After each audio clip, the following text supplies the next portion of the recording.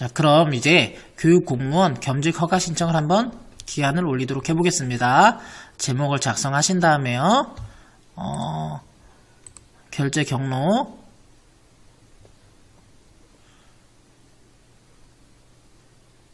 하신 다음에 내부 결제를 하시면 되고요. 당연히 비공개겠죠? 6호 개인정보. 그리고 아까 겸직 허가 신청서는 출력하신 다음에 사인을 하시고 스캔한 다음에 여기 첨부를 했습니다. 그래서 겸직 허가 신청서 출판 도서 스캔본 하나랑 겸직 허가 신청서 유튜브 스캔본 하나, 그리고 출판 계약서 하나, 이렇게 세 가지를 첨부했습니다. 그리고 본문을 보시면 자, 관련 교육공무원법 제64조, 국가공무원 복무규정 제26조, 이 교육공무원 겸직허가를 다음과 같이 신청합니다 하고 나서 내용을 적어주시고요. 붙임 파일 첨부해주시고요. 결제를 올리면 됩니다. 한번 올리도록 하겠습니다. 내부결제, 내부결제. 그래서 확인을 누르시면 결제가 마무리가 됩니다.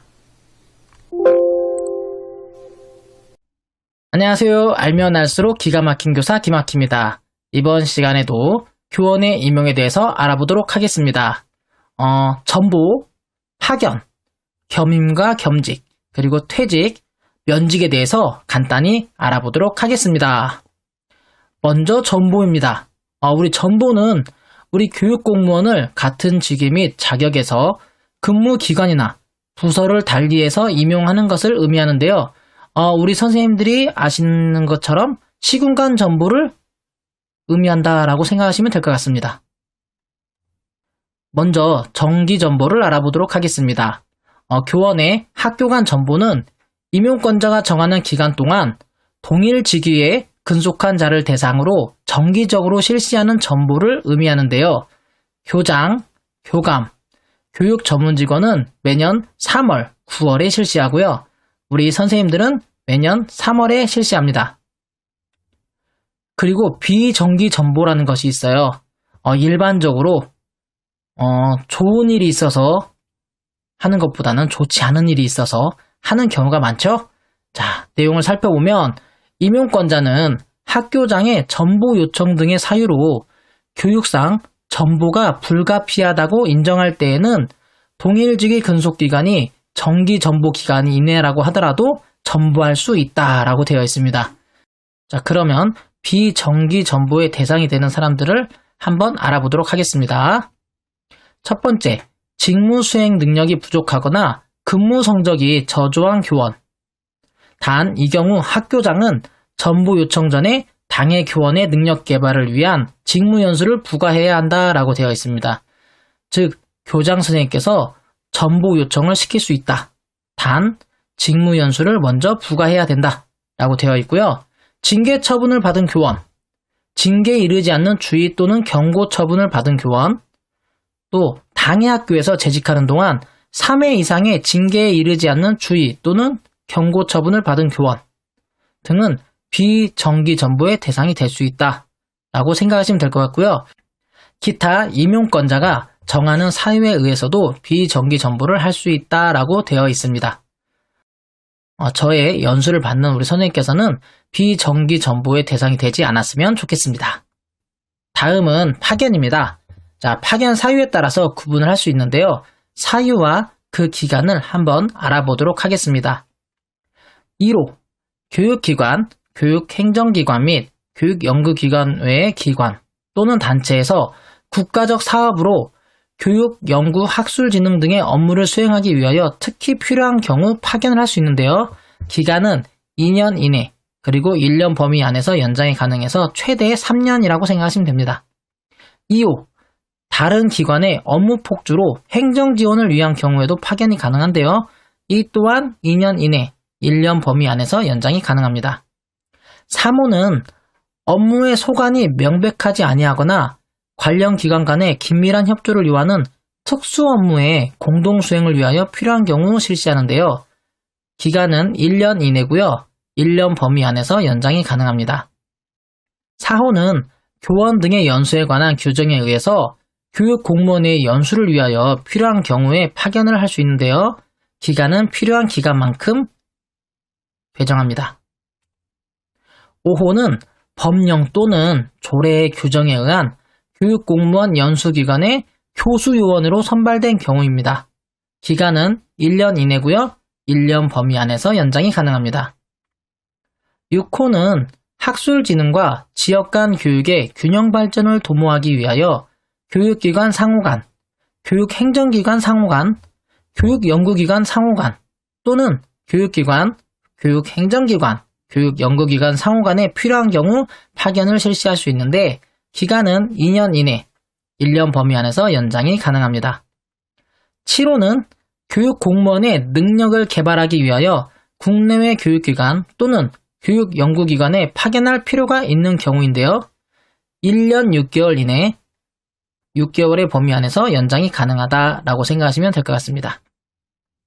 8호는 국가 간 또는 국제기구와 협력사업을 수행하기 위하여 외국 또는 국제기구에 파견할 필요가 있는 경우인데요. 2년 이내 1년 범위 안에서 연장이 가능합니다. 9호는 국내의 연구기관, 민간기관 및 단체에서의 관련 업무 수행, 능력 개발이나 국가정책 수립과 관련된 자료 수집 등을 위하여 필요한 경우 파견을 할 수 있는데 대학 교원에 대한 파견 기간은 2년 이내, 고등학교 이하 각급 학교의 교원에 대한 파견 기간은 1년 이내, 대학 교원에 한하여 1년 범위 안에서 연장이 가능하다. 즉 대학 교원은 3년까지 가능하다라고 생각하시면 될 것 같습니다. 10호는 재외국민의 교육 지원 등에 대한 법률에 따른 한국학교 또는 한국교육원의 효율적인 운영을 지원하기 위하여 필요한 경우 실시할 수 있는데요. 3년 이내로 하되 특히 필요한 경우에는 1년 범위에서 연장이 가능하다라고 되어 있습니다. 겸임과 겸직에 대해서 간단히 알아보도록 하겠습니다. 겸임은 직위와 직무 내용이 유사하고 담당 직무 수행에 지장이 없다고 인정되는 경우에는 교육공무원과 일반직 공무원, 교육공무원과 다른 특정직 공무원 또는 교육공무원과 대통령령이 정하는 관련 교육연구기관이나 그 밖의 관련 기관단체의 임직원을 서로 겸임하게 할 수 있다고 되어 있습니다. 그 대상자가 교육공무원법 제9조 또는 초중등교육법 제21조 제1항 2항 및 고등교육법 제16조에 따른 자격 기준을 갖추거나 자격증을 취득한 사람이어야 한다라고 되어 있습니다. 일반적으로 우리 선생님들께서 겸임을 하는 경우는 거의 없습니다. 겸직은 영리 업무에 해당하지 않고 담당 직무 수행에 지장이 없는 경우에 한하여 소속 기관장의 사전 허가를 받아서 겸직을 할 수 있다라고 되어 있는데요. 일반적으로 우리 선생님들께서 겸직을 하신 경우는 출판, 블로그, 유튜버, 강의 등이 있겠죠. 교원은 비영리단체의 비상근 무보수 조건에 임직원 등을 겸직할 수 있다라고도 되어 있습니다. 신청서를 봐야겠죠. 먼저 제가 도서 출판 하는 거 보겠습니다. 자, 겸직 허가 신청서 이런 식으로 쓰시면 돼요. 소속, 직위, 직급, 성명, 담당 직무는 뭐냐, 겸직 신청 내용은 뭐냐 해서 기관명, 장소, 어떤 거 할 건지, 기간 언제 할 건지, 성격은 뭔지, 보수는 어떻게 되는지, 또 관련성과 영향 정도를 작성하신 다음에 겸직기관과의 계약서를 첨부하시면 됩니다. 그리고 날짜, 이름 쓰시고 서명하시면 돼요. 제가 이거는 나중에 다운받을 수 있도록 링크를 올리도록 하겠습니다. 자, 두 번째, 유튜브. 두 개를 신청할 예정이에요.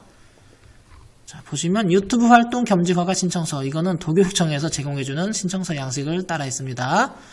자, 인적사항과 담당 직무, 허가 기간, 그리고 겸직 신청 내용, 채널명, URL, 그리고 활동 구분, 목적, 구성, 내용, 학생이 등장하는지, 구독자 수는 몇 명인지, 동영상 수는 몇 개인지, 광고 수익은 월 평균 얼마인지, 허가 시 기타 유의사항이 있는지 이런 것들을 작성하신 다음에 날짜 쓰고 이름 쓰시고 서명하시면 돼요.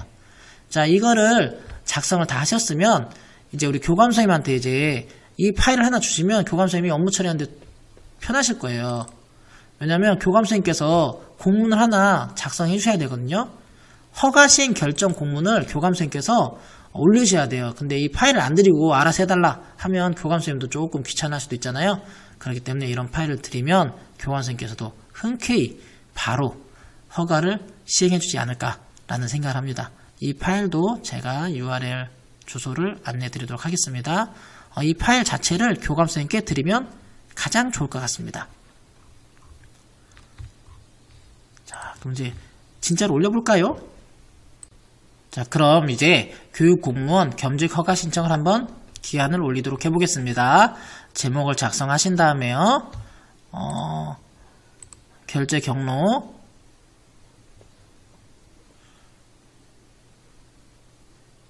자, 하신 다음에 내부 결제를 하시면 되고요. 당연히 비공개겠죠? 6호 개인정보 그리고 그 아까 겸직 허가 신청서는 출력하신 다음에 사인을 하시고 스캔한 다음에 여기 첨부를 했습니다. 그래서 겸직 허가 신청서 출판 도서 스캔본 하나랑 겸직 허가 신청서 유튜브 스캔본 하나 그리고 출판 계약서 하나 이렇게 세 가지를 첨부했습니다. 그리고 본문을 보시면 자, 관련 교육공무원법 제64조 국가공무원 복무규정 제26조 이 교육공무원 겸직 허가를 다음과 같이 신청합니다. 하고 나서 내용을 적어주시고요. 붙임 파일 첨부해 주시고요. 결제를 올리면 됩니다. 한번 올리도록 하겠습니다. 내부 결제, 내부 결제. 그래서 확인을 누르시면 결제가 마무리가 됩니다. 겸직을 허가했다고 해서 계속 겸직이 유지되는 게 아니고요. 허가에 대한 심사를 실시합니다. 그래서 겸직 허가 신청 시 제출한 심사 관련 자료가 허위로 또는 부실하게 제출한 것으로 밝혀진 경우나 실제로 종사하는 겸직 업무가 겸직 허가받은 업무와 실체적으로 동일성이 없는 것으로 밝혀진 경우 그 밖에 소속 기관의 장이 중대한 사정 변경으로 인해 겸직 허가를 취소할 필요가 있다고 인정하는 경우에도 겸직 허가를 취소할 수 있습니다. 일반적으로 교육청에서 6월달 정도에 겸직 허가에 대한 조사를 하도록 되어 있어요. 그래서 그 조사를 통해서 관리자분들이 겸직 허가를 계속 유지하느냐, 취소하느냐를 결정하는 공문을 제출하게 되어 있습니다. 겸임과 겸직을 한번 비교해 보겠습니다. 겸임은 교육공무원법 제18조, 교육공무원 임용령 제7조의 2항에 따라서 임용권자의 필요에 따라 공무수행을 하기 위한 것이고요. 겸직은 국가공무원법 제64조, 교육공무원법 제19조, 국가공무원 복무규정 제26조에 따라 개인의 필요에 따라서 신청하는 거고요. 사적으로 본인이 원했을 때 허가를 해준다라고 생각하시면 될 것 같습니다.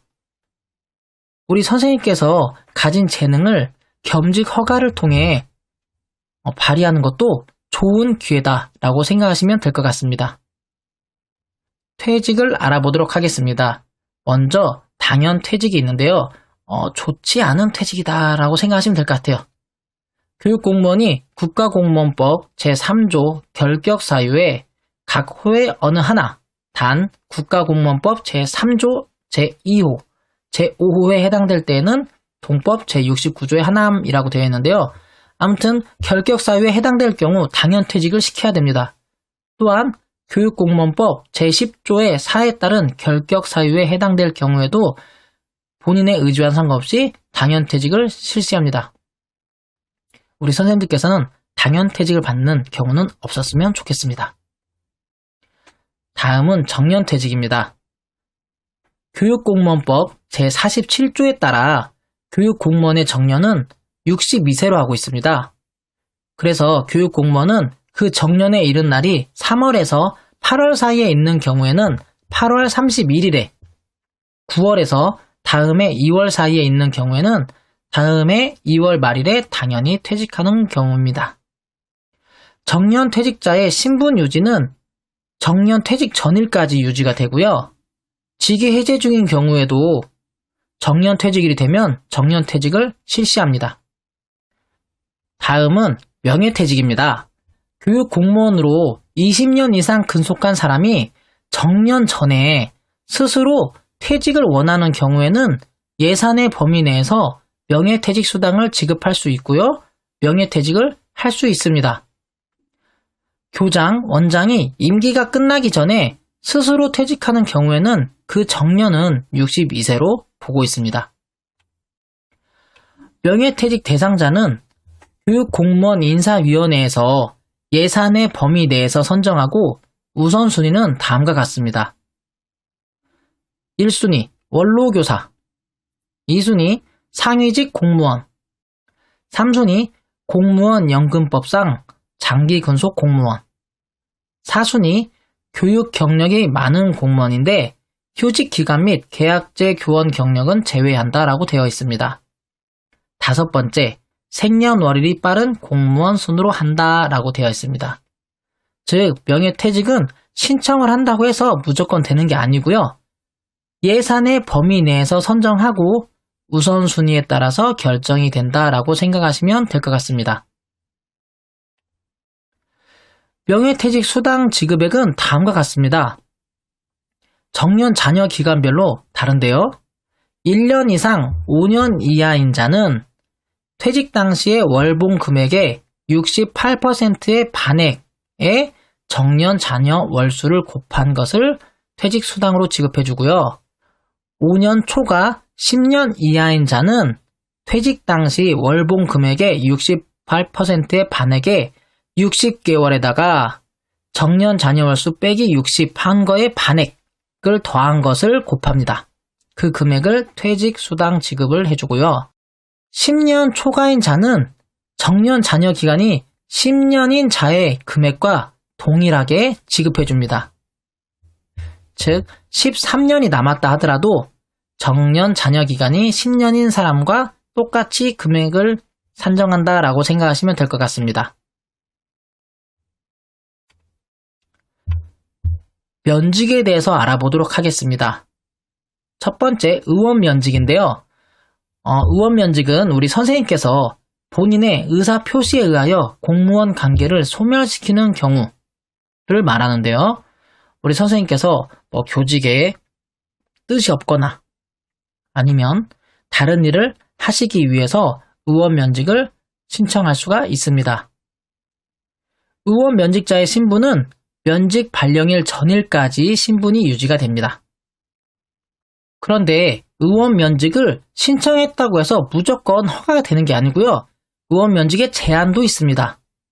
징계위원회에서 중징계 의결 요구 중인 경우, 비위와 관련해서 형사사건으로 기소 중인 경우, 감사원 및 검찰, 경찰 등 그 밖의 수사기관에서 비위와 관련하여 조사 또는 수사 중인 경우, 각급 행정기관의 감사 담당 부서 등에서 비위와 관련하여 내부 감사 또는 조사가 진행되는 경우에는 의원 면직을 제한하게 되어 있습니다. 즉, 파면이나 해임 등 징계를 피하기 위해서 의원 면직을 신청하는 것은 제한한다라고 생각하시면 될 것 같아요. 다음은 직권면직입니다. 직권면직은 본인의 의사와는 상관없이 면직시키는 경우인데요. 직권면직은 다음과 같은 사례들이 있습니다. 먼저 직제와 정원의 개폐, 예산의 감소 등에 따라 폐직 또는 가원이 되었을 때, 휴직 기간이 끝나거나 휴직 사유가 소멸된 후에도 직무에 복귀하지 아니하거나 직무를 감당할 수 없을 때, 국가공무원법 제73조의 3, 제3항에 따라 대기 명령을 받은 자가 그 기간에 능력 또는 근무 성적의 향상을 기대하기 어렵다고 인정된 때, 전직 시험에서 3번 이상 불합격한 자로서 직무 수행 능력이 부족하다고 인정된 때에는 본인의 의지와는 상관없이 면직을 시킬 수가 있습니다. 또한 병역 판정 검사, 입영 또는 소집의 명령을 받고 정당한 사유 없이 이를 기피하거나 군 복무를 위하여 휴직증에 있는 자가 군 복무 중 군무를 이탈하였을 때에도 직권면직의 사유가 되고요. 해당 직급 직위에서 직무를 수행하는데 필요한 자격증의 효력이 없어지거나 면허가 취소되어 담당 직무를 수행하게 없게 될 때에도 직권면직의 사유가 됩니다. 마지막으로 고위공무원단에 속하는 공무원이 제70조의 2에 따른 적격 심사 결과 부적격 결정을 받을 때에도 직권면직을 할 수 있습니다. 그리고 징계면직이라는 것도 있는데요. 저의 연수를 받는 선생님께서는 징계면직과는 전혀 관련이 없었으면 좋겠습니다. 징계면직은 징계위원회에 의결을 거쳐 파면, 해임시키는 경우에 징계면직을 당하는데요. 파면은 공무원 관계로부터 배제가 되고 5년간 공무원 임용에 제한을 받습니다. 해임은 공무원 관계로부터 배제가 되고 3년간 공무원 임용 제한을 받습니다. 그리고 직위해지라는 게 있는데요. 직위해지의 사유는 직무 수행 능력이 부족하고 근무 성적이 극히 불량한 자, 파면, 해임 또는 정직에 해당하는 징계 의결이 요구 중인 자, 형사사건으로 기소된 자, 고위공무원단에 속하는 일반직 공무원으로서 적격심사를 요구받은 자, 그리고 금품비위, 성범죄 등 대통령령으로 정하는 비행위로 인하여 감사원 및 검찰, 경찰 등 수사기관에서 조사나 수사 중인 자로서 비위 정도가 중대하고 이로 인하여 정상적인 업무 수행을 기대하기 현저히 어려운 차를 직위해제의 사유로 보고 있습니다. 직위해제의 조치는 다음과 같습니다. 직위해제된 자에게 3개월의 범위에서 대기를 명하고요. 대기 명령을 받은 자에게 능력 회복이나 근무 성적의 향상을 위한 교육 훈련 또는 특별한 연구 과제 부여 등의 필요한 조치를 해야 됩니다. 그리고 직위 해제 시의 보수는 다음과 같습니다. 직무 수행 능력 부족이나 근무 성적이 극히 불량한 자는 봉급의 8할, 그 외는 봉급의 7할을 지급합니다. 다만 직위 해제일로부터 3개월이 지나도 직위를 다시 부여받지 못한 경우에는 그 3개월이 지난 후의 기간 중에는 봉급의 4할만을 지급합니다. 직위 해제도 우리 선생님들과는 전혀 관련이 없었으면 좋겠습니다.